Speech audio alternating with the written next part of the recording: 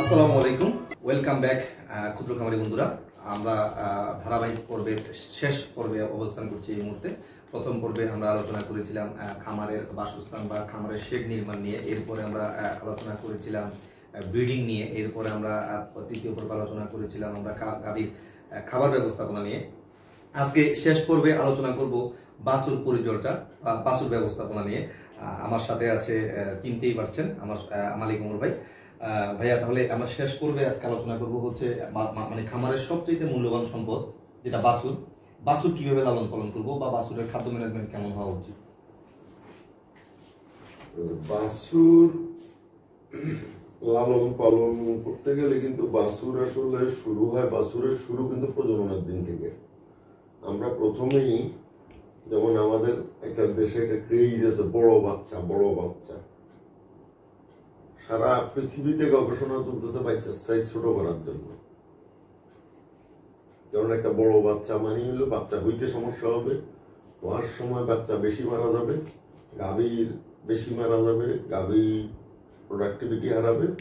তাইলে আমরা প্রথম সিমেন্টটা সিলেক্ট করবো এমন সিমেন্ট আমাদের দেশি হোক বিদেশি হোক কাবিং ইজ দেখে। দেশি হইলে আমরা খবর নেবো কোন বুলটার বাচ্চাগুলা কম্পারেটিভলি ছোট হয়। আবার কিছু বুল আছে বাচ্চা ছোট হয়, এটা খুব স্লো বড় হয়। আবার কিছু বুল আছে বাচ্চা প্রথম দিকে ছোট হয়, খুব ফাস্ট বড় হয়। আমরা ওই রকম বুলগুলোই প্রথম ইউজ করব, যেসব বুলের ছোট বাচ্চা হয় কিন্তু পরে খুব দ্রুত বড় হয়। এরপরে এটা তো ব্রিডিং এর দিন গেল, মানে এআই করার দিন। এরপরে আমরা যেটা করবো, যেমন আপনারা জানেন কিছু কিছু কৃমি, এগুলো কিন্তু বাচ্চা, বিশেষ করে ওই যে বড় গোল কৃমি যেগুলো, এগুলো কিন্তু মায়ের পেট থেকে সে সাথে করে নিয়ে আসে।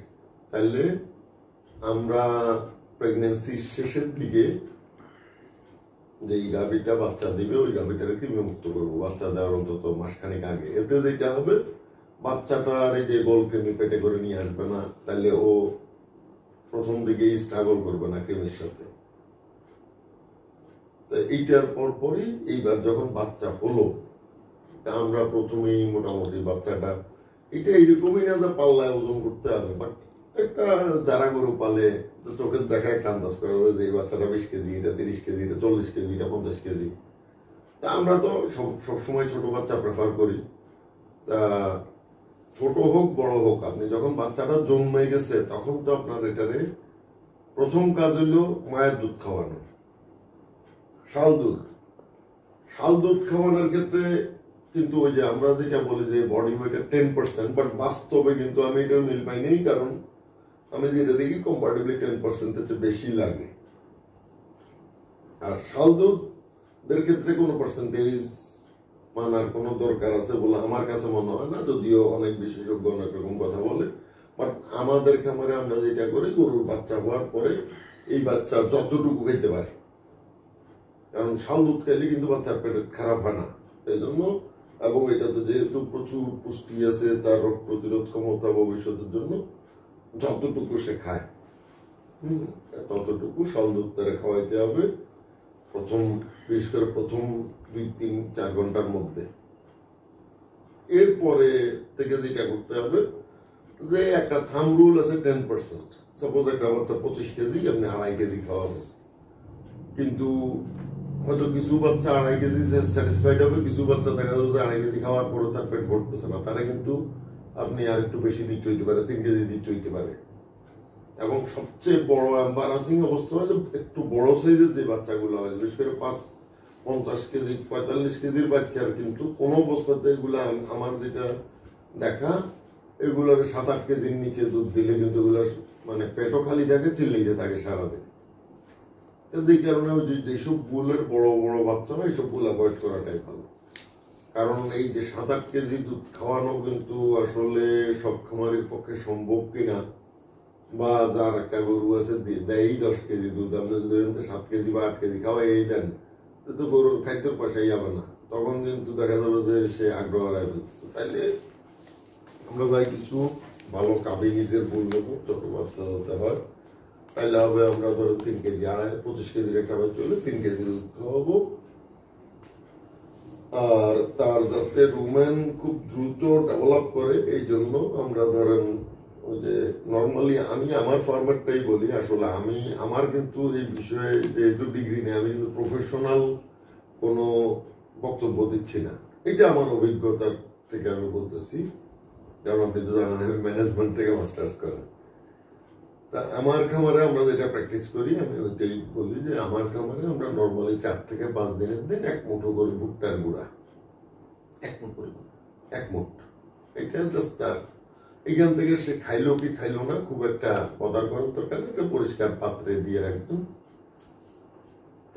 তাহলে সে অল্প অল্প করে খাবে, আস্তে আস্তে আস্তে আস্তে তার রুমেনটা ডেভেলপ করার জন্য একটু কনসেন্ট্রেট খাদ্য দেওয়া।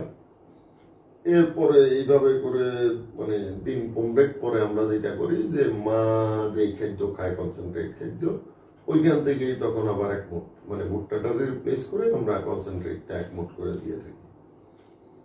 এইখান থেকে গ্র্যাজুয়ালি আসলে তার বয়স বাড়তে থাকে। 1 মাসের পরে হয়তো 1 মুঠের জায়গায় 2 মুঠ 3 মুঠ এইভাবে আস্তে আস্তে বাড়াইতে হবে। আস্তে আস্তে গ্র্যাজুয়ালি তার দুধটা কমায় আনতে হবে। আমাদের যেটা তার টার্গেট থাকে যে 2 মাসের মধ্যে তার রুমেনটা পুরো ডেভেলপ করাইয়া 2 মাসের মধ্যে দুটো উড্রো করে দেওয়া। বাট বাস্তবে যেহেতু এটা মেশিন না, সবকিছু সব সময় মতো অনেক সময় হয় না। কোনো বাচ্চা দেখা যায় 2 মাসে ছাড়ানো যায়, কোনোটা হয়তো 3 মাস লাগে। কারণ অনেক বাচ্চা দেখা যায় দুধ বন্ধ করে দিলে দ্রুত শরীর ভেঙে যেতে থাকে। এই জিনিসগুলো কিন্তু খেয়াল রাখতে হবে। মানে দুধ বন্ধ করে কনসেন্ট্রেট দেওয়ার পরে তার শরীর ভেঙে যাচ্ছে, মানে সে অ্যাকচুয়ালি দুধ ওই কনসেন্ট্রেটটা হজম করতে পারতেছে না। সেই ক্ষেত্রে আস্তে আস্তে আস্তে আস্তে আরো কিছুদিন তার দুধ খাওয়াইয়া তারপরে যখন দেখা যাবে যে না ও কনসেন্ট্রেট খেয়ে কমফোর্টেবল আছে এবং সে তার গ্রোথ হচ্ছে, তখন ওই সময় আমরা দুধটা তখন বন্ধ করবো। গেল এটা। এরপরে আমরা কম্পারেটিভলি প্রথম দিকে একটু প্রোটিন বাড়াই। আমরা নর্মালি যেটা গাভীর খাদ্য খাওয়াই 18 থেকে 19% প্রোটিনের, এটার সাথে এক্সট্রা আরো কিছু সোয়াবিন যোগ করে এটা 22-23% প্রোটিন। এখন আমাদের এখানে আসলে একটা ট্রেন্ড চালু আছে যে আমরা খালি দুধের গরুরই ভালো খাদ্য খাওয়াই। বাছুর এবং গাভীর এই দুইটা শ্রেণী কিন্তু আমাদের এখানে অবহেলিত থাকে। বাট বাছুরের ক্ষেত্রে মানুষের যেরকম গ্রোয়িং অবস্থায় মানুষের বাচ্চার যেরকম প্রোটিন বেশি লাগে, গরুর বাছুরেরও কিন্তু প্রোটিন বেশি লাগে। এই জন্য ওগুলার দিকে খেয়াল রাখতে হবে এবং ওদের পরিপূর্ণ পুষ্টি মানে নর্মালের চেয়ে একটু বেশি প্রোটিন তার দরকার, ওইটুকু এনশিওর করতে হবে। এটা আপনি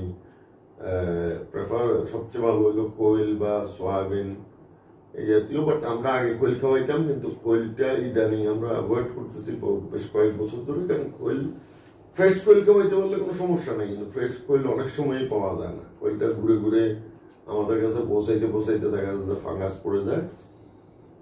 তো এই জন্য একটু প্রোটিন বাড়াইয়া একটু সামান্য সোয়াবিন বাড়াইয়া যদি বাছুরের খাদ্য দেওয়া যায় তাহলে দ্রুত সে বড় হয়ে যাবে। এরপরে যেটা করতে হবে যে যেহেতু মায়ের পেট থেকেই মায়ের কৃমির ওষুধ খাওয়াইলে 100% কৃমি মুক্ত বাচ্চা নাও হইতে পারে। আমরা নর্মালি 7 থেকে 10 দিনের মধ্যে প্রথম একটা কৃমির ওষুধ দিয়ে দিই। তা দিয়ে দেওয়ার পরে এরপরে কারণ ছোট বাচ্চা তো বেশি ডোজে দেওয়া যায় না, অল্প ডোজে হয়তো অ্যাসকারেক্স বা এই জাতীয় কোনো একটা কৃমির ওষুধ দিলাম। এরপরে আমরা নর্মালি যেটা করি 20 দিন বয়সে 15 থেকে 20 দিন বয়সে আরেকটা ডোজ, এবং সেকেন্ড ডোজ দেওয়ার 30 ডেজ পরে আরেকটা কৃমির ওষুধ। এটা আপনি বাছুরের জন্য মানে অ্যালবেন্ডাজল বা মেবেন্ডাজল এই টাইপের যে কোনো একটা, অথবা লিভামিসল। প্রথম 1 মাসে দিলে 3 বার হলো? 3 বার না, প্রথম 1 মাসে 3 বার। প্রথম জন্মের 10 দিন পরে মানে জন্মের পরে 7 থেকে 10 দিনের মধ্যে একবার, তারপরে তার থেকে ধরেন 10 দিন 12 দিন পরে একবার, সেকেন্ড ডোজ দেওয়ার 30 দিন পরে একবার, মানে মোটামুটি ধরেন অ্যারাউন্ড 1.5 মাসের মধ্যে 3টা ডোজ। এইটা দেওয়ার পরে এরপরে আমরা নর্মালি 3 মাস পর পর কৃমির ওষুধ খাওয়াই।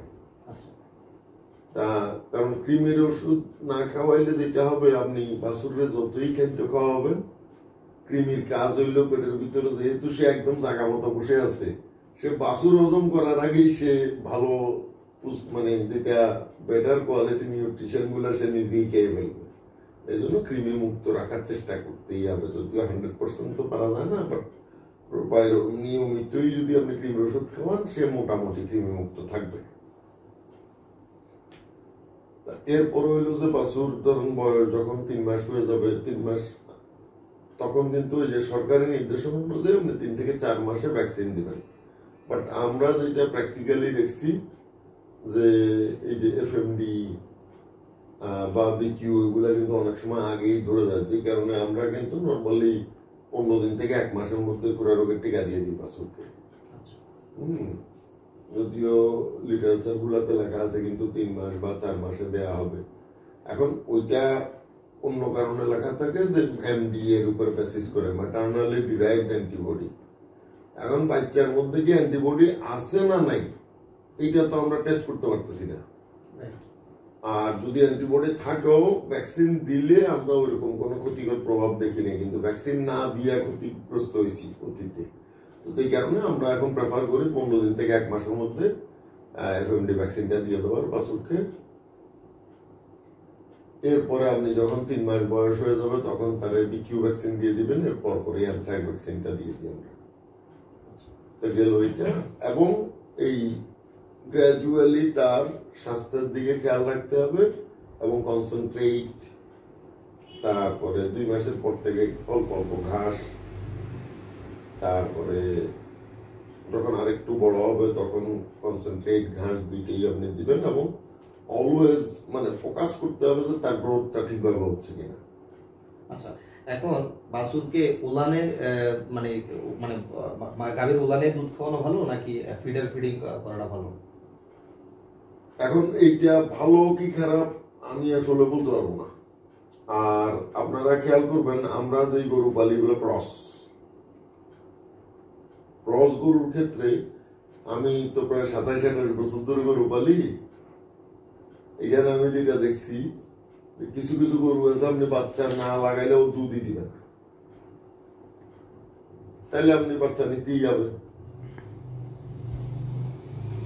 আবার কিছু কিছু বাচ্চা আছে ওরা ফিডারে দুধ খাইতে চায় না, ওইটারও মায়ের কাছে নিতে হবে।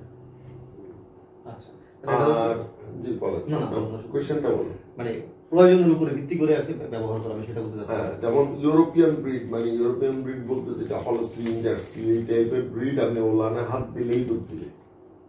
বাট ক্রস গরু বিশেষ করে যেটা 50% ক্রস বা 50% এর কম ফ্রিশিয়ান বা জার্সির পার্সেন্টেজ আছে, সে কিন্তু এমন না যে ওলান তার স্টিমুলেশন দরকার হবে। তার কাছে অনেক গরুরই বাছুর ছাড়া আছে, দুধই ছাড়ে না। এরকম বহু গরু আছে, আমার ফার্মও আছে, যেগুলা বাছুর কাছে না নিলে দুধ তো দূরের কথা, কোনো লোক তার ওলানের নিচে বসতেও পারে না, বসলেই উড়ে উড়ে তারা লাথি মারতে থাকে।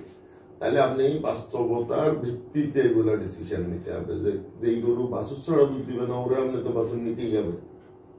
হ্যাঁ, ঠিক আছে, রাইট। আরেকটা বিষয় হচ্ছে আমি কিছু কিছু খামারের কাছে এটা শুনেছি বা জেনেছি। হ্যাঁ বলেন। আমি একটু শেষ করি।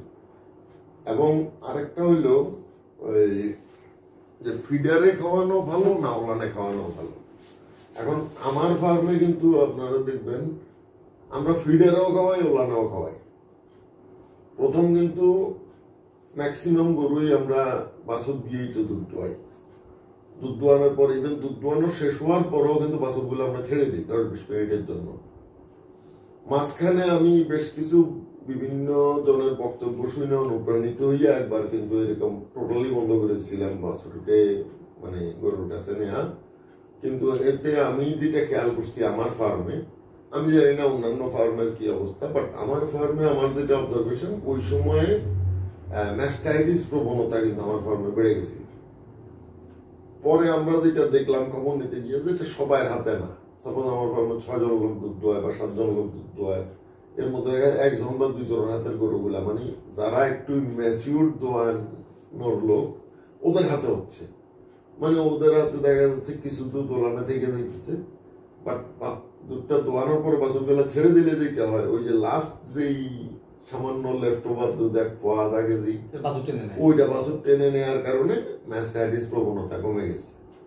পরে আমি কিন্তু এরকম বোধহয় 6-7 মাস চেষ্টা করছি, 6-7 মাস পরে কিন্তু আবার আমরা পুরানো নিয়মে ফিরে গেছি।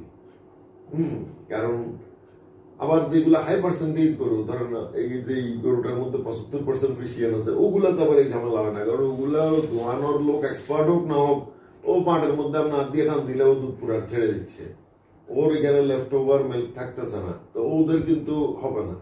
কিন্তু যখন আমরা 50 থেকে 65-র মধ্যে গরু পালবো, যেটা আমাদের জন্য সবচেয়ে ফিজিবল, ওই টাইপের গরুর কিন্তু মিল্ক লেট ডাউনের একটা সমস্যা আছে। এই জন্য বাছুর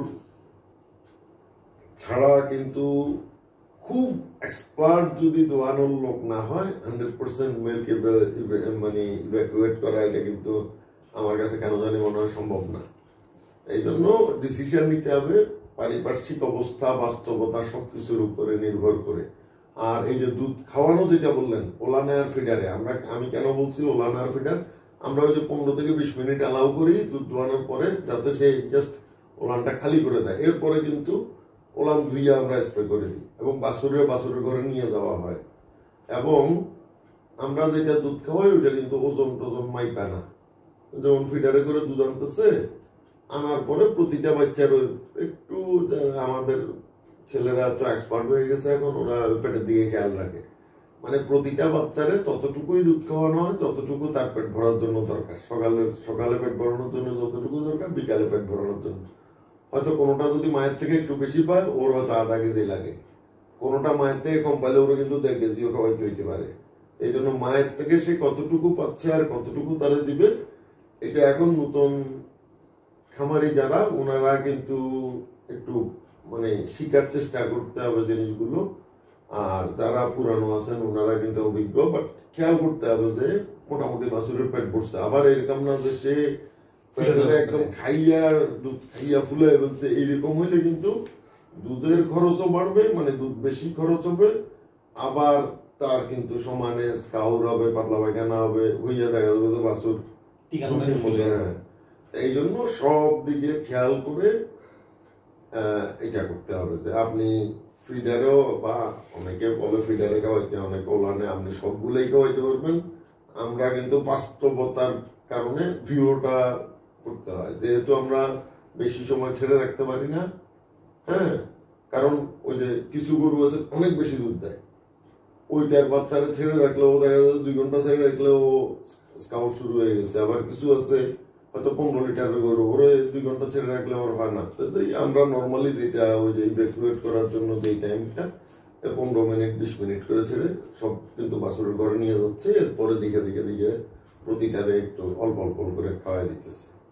আচ্ছা, তো যেটা বলতেছিলাম সেটা হচ্ছে অনেক খামারের কাছে শুনতে পাইছি, সেটা হচ্ছে যে বাছুর জন্মের 3 মাসের মধ্যে যে বাছুরগুলো পাতলা পায়খানা করবে না, এরাই নাকি ভবিষ্যতে ভালো গাভী হবে, ভালো ষাঁড় বাছুর হবে। আর যদি পাতলা পায়খানা করে থাকে তাহলে সেটার খুব মানে আশা কমে যাবে।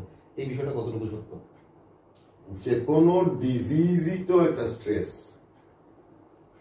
যে কোনো ডিজিজের কারণে তার ভবিষ্যৎ পারফরমেন্স কমতে পারে। পাতলা পায়খানা হইলে ওইটার কারণে যদি স্ট্রেস হয় তাহলে পারফরমেন্স কমতে পারে। কিন্তু আপনি খেয়াল করেন, মানুষের অনেক বাচ্চার পাতলা পায়খানা হয়, ডায়রিয়া হইতেছে, হসপিটালে ভর্তি হইতেছে, ওই বাচ্চাই আবার ভবিষ্যতে ইঞ্জিনিয়ার হইতেছে, পিএইচডি হইতেছে, পোস্ট ডক্টরেট করতেছে। পাতলা পায়খানা হইলেই যে সব শেষ হয়ে যাবে এটা না, পারফরমেন্স আসে জেনেটিক্স থেকে। পাতলা পায়খানাটা একটা স্ট্রেস, আপনি যদি এটারে কন্ট্রোল করতে পারেন ঠিক হয়ে যাবে। আপনি যখনই পাতলা পায়খানা হবে ওরে স্যালাইন খাইতে দিবেন।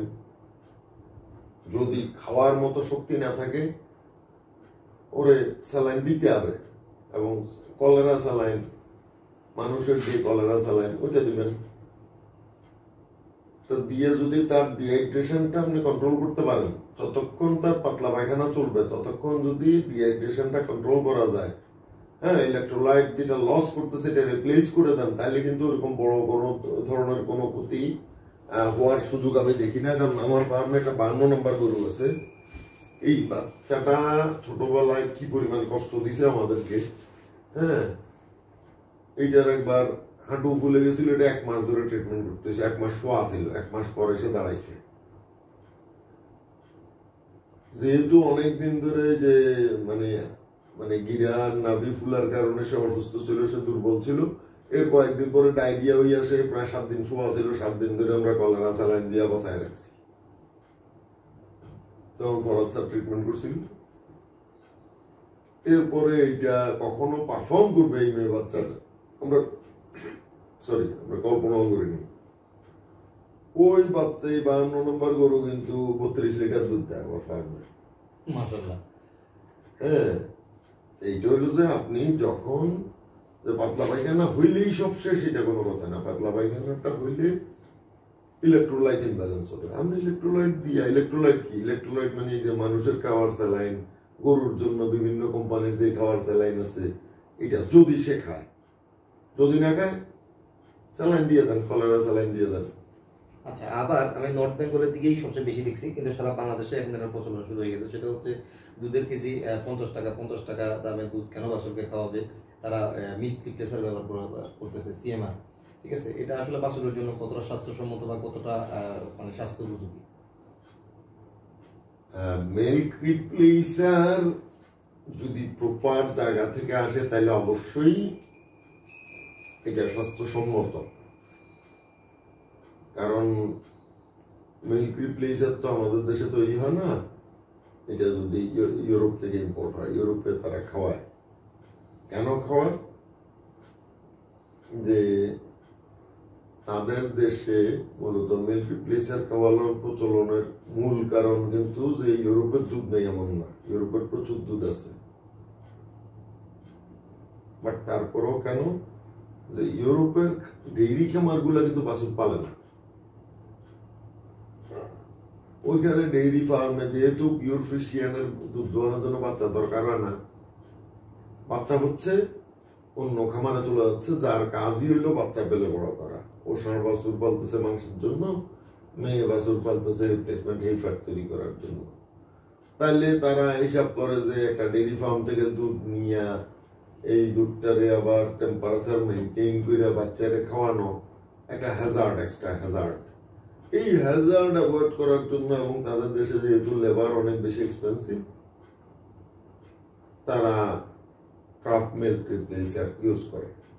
আচ্ছা, ধন্যবাদ আপনাকে। আমি একটু বলি, তা আমাদের এখানে তো আমরা এই যেই ফার্মে বাচ্চা হয় ওই ফার্মেই পালি। আর কাফ মিল্ক রিপ্লেসার দিয়া একটা কথা কিন্তু বলা হয় যে 32 টাকা পড়বে কেজি।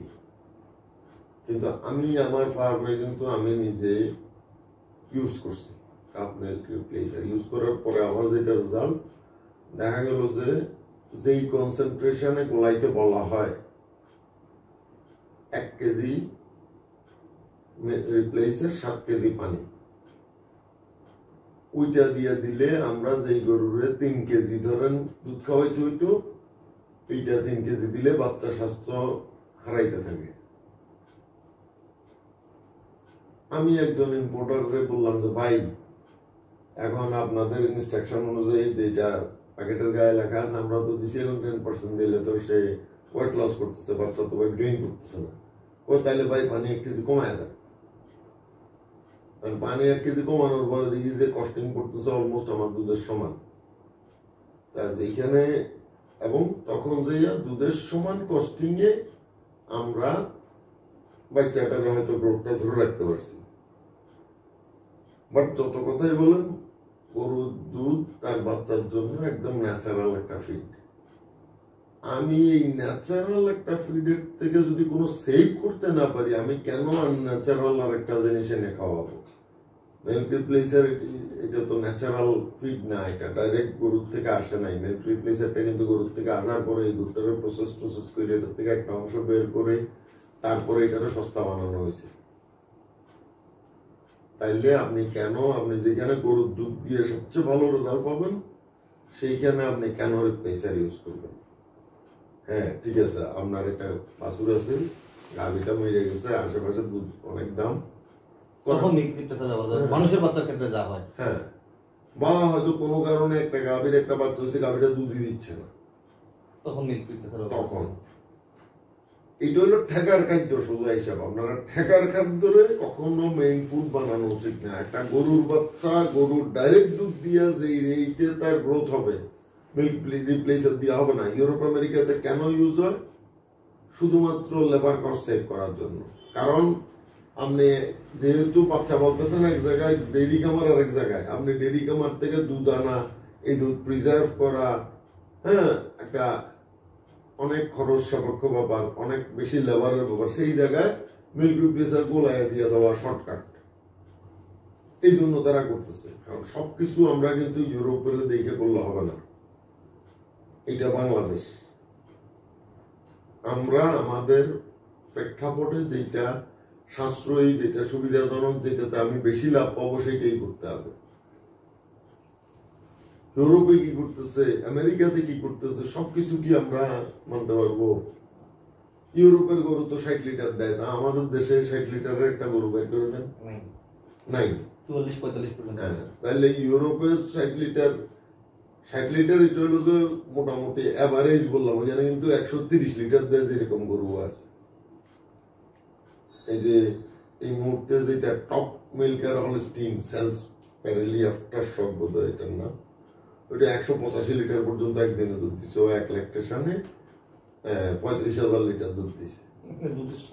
হ্যাঁ, বাংলাদেশে একটা বাইর করেন 185 লিটার, তো সবকিছু আপনি আমেরিকা আর ইউরোপের সাথে তুলনা করে পারবেন না। এই কথাটা বলা দরকার এই জন্য যে আমরা এই যে বাচ্চা তো প্রথম বললাম যে 5-6 মাস, এরপরে আমরা তার ফিডটা অ্যাডজাস্ট করতে হবে মোটামুটি 2%, তার ওয়েটের 2% বা 2.5%, যতটুকুতে সে গড়ে হ্যাঁ প্রতি মাসে 30 কেজি গেইন করে, বিশেষ করে 5 মাসের পর থেকে মিনিমাম 30 কেজি পার মান্থ সে গেইন করবে, মানে পার ডে 1 কেজি করে। এবং এইভাবে করতে করতে 14 মাসের সময় এই ক্রস ব্রিড বাচ্চাগুলারে যে কোনো প্রকারে আমাদের 220 কেজিতে নিয়ে যেতে হবে। এবং নেওয়ার ক্ষেত্রে আবার খেয়াল রাখতে হবে যে সব বাচ্চার গ্রোথ কিন্তু এক না। কিছু কিছু বাচ্চা খাবার দিতে বেশি দিলে দেখা যাবে যে সে ফ্যাটি হয়ে যাচ্ছে, ওইটার কিন্তু ওই টার্গেট করা যাবে না। কিন্তু কিছু ম্যাক্সিমাম বাচ্চাই দেখবেন, মানে 85% বাচ্চাই খাওয়ার একটু বাড়ায় দিলে সে গ্রোথ হইতেছে কিন্তু মোটা হচ্ছে না। এবং যেহেতু গ্রোথ হচ্ছে এবং ওয়েট বাড়তেছে, তাহলে ওই বাচ্চাগুলোরে আমরা কিন্তু 14 মাসে যদি 220 কেজিতে নিয়ে যেতে পারি বকনাগুলা, বুলগুলা কিন্তু দেখবেন যে প্রায় 280 কেজি 300 কেজি হয়ে গেছে 14 মাসে। কিন্তু বকনাগুলারে 14 মাসে যখন আমরা 220 কেজিতে নিয়ে যাব, ও কিন্তু 14 থেকে 15 মাসে এটা চলে আসবে। এই জন্য এই জিনিসটা মানে তার গ্রোথ রেটটা খেয়াল রাখতে হবে। এবং যে কোনো প্রকারে একটা ক্রস ব্রিড বাচ্চা মানে কোনো অবস্থাতে যাতে 14 মাসে 220 কেজি নিচে না হয়। এবং এটার জন্য খাওয়ার একটু কম বেশি করতে হইতে পারে, বাট সবসময় খেয়াল রাখবেন মিনিমাম 50% রাফেস, 50% কনসেন্ট্রেট। এইরকম করা যাবে না যে আমি এটার জন্য অনেক বেশি কনসেন্ট্রেট খাওয়াই দেবো, খাওয়াই দিলে যেটা হবে মেটাবলিক ডিসঅর্ডার হয়ে বাচ্চাটাই ইয়ে হয়ে যাবে, মানে আনপ্রোডাক্টিভ হয়ে যাবে। 50% বলতে আবার এইটা বুঝবেন না, ধরেন আমি 2 কেজি কনসেন্ট্রেট খাওয়াইতেছি, তাহলে আমি 2 কেজি ঘাস খাওয়াবো না। 2 কেজি কনসেন্ট্রেট 50% মানে 2 কেজি কনসেন্ট্রেট 2 কেজি ঘাস না। আমার ড্রাই ম্যাটারের 50-50। ড্রাই ম্যাটার মানে কি, আমার যেটা দানাদার বা কনসেন্ট্রেট যেটা খাওয়াইতেছি এটার মধ্যে ড্রাই ম্যাটার 90%। তাহলে আমি 2 কেজি যখন খাওয়াইতেছি আমার 1 কেজি 8 কেজি 800 গ্রাম ড্রাই ম্যাটার। তাহলে আমার ঘাসের থেকেও দিতে হবে 1 কেজি 800 গ্রাম ড্রাই ম্যাটার। মানে আমার ধরুন গড়ে প্রতি 4.5 থেকে 5 কেজি ঘাসে 1 কেজি ড্রাই ম্যাটার। ওই রকম হিসাব করে আমরা ধরুন 4.5 কেজি ধরলাম, তাহলে 4.5 কেজি প্রায় ওই রকম একটা বাচ্চাটা, যে বাচ্চাটার আমরা 2 কেজি কনসেন্ট্রেট দিতেছি, ওর এই কনসেন্ট্রেটটা অ্যাবজর্ব করার জন্য এবং সঠিক বৃদ্ধির জন্য ওরে প্রায় আমাদের যেটা দিতে হবে 6.5 থেকে 6.5 কেজির মতো, 6.5-7 কেজির মতো ওরে ঘাস খাওয়াইতে হবে। তাইলে তার ব্যালেন্সটা ঠিক হবে। এবং বড় গরুর ক্ষেত্রেও এরকম যে আপনি একটা গরুরে 8 কেজি যখন খাদ্য দিবেন, 8 কেজি ড্রাই ম্যাটার মানে 8 কেজি ঘাসের থেকে 8 কেজি সমপরিমাণ ঘাস না, মানে ঘাসের থেকে 8 কেজি ড্রাই ম্যাটার। হ্যাঁ, তো এইটার জন্য আপনি ধরেন প্রায় 32-33 কেজি ঘাস দিতে হবে। কারণ গরু কিন্তু এমন একটা প্রাণী যে আমরা মানুষ তো, আমি ধরেন আমার যতটুকু প্রোটিন লাগে, যতটুকু এনার্জি লাগে, এই যতটুকু ভিটামিন লাগবে, সবগুলা ট্যাবলেট বানিয়ে যদি কি লিখে ফেলি, আমার কিন্তু শরীর ভাঙবে না। কিন্তু গরুরে আপনার ওর ঠিক নিউট্রিয়েন্ট যেটুকু আছে এইটুকু যদি একটা ক্যাপসুলে ঢুকাই গিলাইয়া দেন, ও এটা হজম করতে পারবে না। কারণ গরু কম্পাউন্ড স্টমাকের প্রাণী, ওর ড্রাই ম্যাটার ইনটেক বলে একটা জিনিস আছে। আপনি সাপোজ একটা গরুর প্রোডাকশন এবং মেইনটেনেন্স গ্রোথ তিনটার উপরে বেসিস করে ধরেন একটা গরুর 12 কেজি ড্রাই ম্যাটার লাগতেছে, মানে শুকনা জিনিস তার পেটে যাইতে হবে, বা ধরেন আপনি 4 কেজি ড্রাই ম্যাটার লাগতেছে, কিন্তু এর মধ্যে পুষ্টি হইল অনলি ধরেন 900 গ্রাম। আপনি 900 গ্রাম পুষ্টিটা যদি ওই ড্রাই ম্যাটার থেকে বাইর করে তারা খাওয়াই দেন, সে হজম করতে পারবে না। তার 4 কেজি ড্রাই ম্যাটার লাগতেছে, মানে তার ওই টোটাল বাকিটুকু আপনি ঘাসের গুঁড়া ওই কাঠের গুঁড়া দিয়ে হইলেও আমরা পুরাই দিতে হবে, নইলে সে হজম করতে পারবে না। তো যেই কারণে গরুর ক্ষেত্রে অলওয়েজ ড্রাই ম্যাটার ইনটেকটা খেয়াল রাখতে হবে। এই জিনিসটা যাতে আমরা খেয়াল করি যে আমি তার সব পুষ্টিকর জিনিস খুব অল্প মানে ঘন কনসেন্ট্রেশনে দিয়ে দিলাম, গরু কিন্তু হজম করতে পারবে না। ওরা এই জন্য dry matter intake plus nutrition দুইটা জিনিসই আমাদের খেয়াল রাখতে হবে। এবং এই জন্য সবচেয়ে ভালো হয় যে প্রফেশনাল পুষ্টিবিদের পরামর্শ নেওয়া। হয়তো অনেকেই কাছাকাছি পাবেন না, এটার জন্য প্রাণী সম্পদ দপ্তরগুলোতে মানে স্থানীয় যারা আছেন ওইখানে হয়তো পুষ্টিবিদ এরকম প্রফেশনাল নাই, কিন্তু ওনারা কিন্তু প্রাথমিক একটা ধারণা, কারণ বিএলআরআই এবং গভর্নমেন্টের কিছু পাবলিকেশন আছে বাচ্চা পালা নিয়ে, ওনারা অন্তত প্রাথমিকভাবে ওগুলা থাম্ব রুল হিসেবে ওগুলা প্রোভাইড করবেন। এবং এরপরে সুযোগ হলে আমরা তো প্রত্যেকেই তো এদিক ওদিক যাই, ধরেন যিনি যখন যে এগ্রিকালচার ইউনিভার্সিটির পাশে যাবো ওইখানে গিয়ে আপনারা খোঁজ করলেই কিন্তু একজন পুষ্টিবিদ পাবেন।